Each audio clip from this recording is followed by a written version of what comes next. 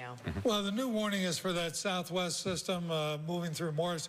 I don't know if you heard till 9:15. So we have both of those particular warnings in play.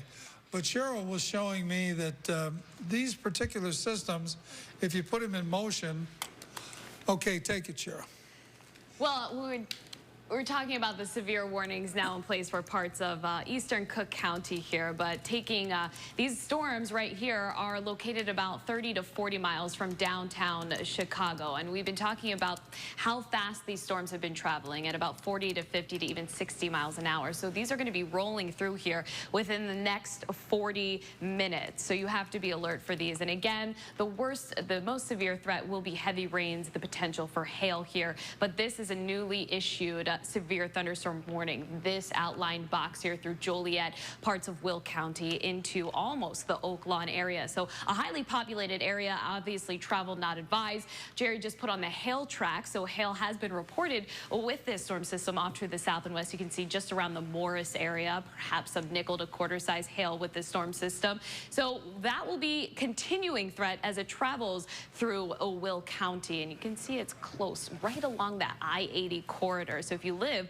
in this area, be alert for that. And we always say when there's a potential for hail with these storms, if you have your car outside and you can move it into a garage, if you can protect anything outside, you can bring it inside fast, but we don't want you outside with this storm rolling through. But this will be heading close to the Joliet area now, and you can just see the deep red color here. So intense rains expected with this, frequent lightning, rumbles of thunder, and we are anticipating this to continue to work its way closer to the downtown Chicago area. But the good news, Jerry, is that there are no tornado warnings on the map right now. Just a few severe thunderstorm warnings that we have to get through. And really, we're going to be out of the thick of this in the next hour to about an hour and a half. So things will start to quiet down. But until then, we're going to continue to monitor this storm cell for you for the next activity, and we'll leave that threat in for the next hour to 2 hours. But this is the final line of shower and storm activity. So still a few severe thunderstorm warnings, mainly off to the southwest of Chicago, but those storms will continue to inch closer and closer here over the next 45 minutes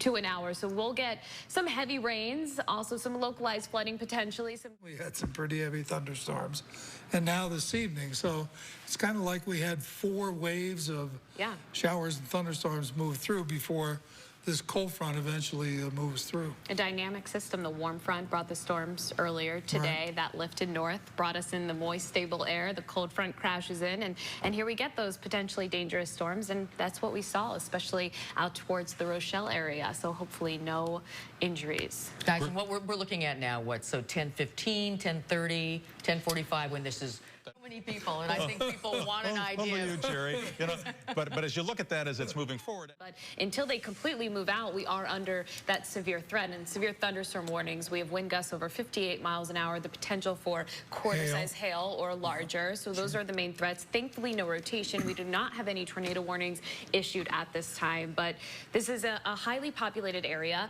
Also, the good news is that everyone's home and they're watching us and they're staying safe. Travel not advised, and heavy rain, localized flooding, a potential with these storms pushing in.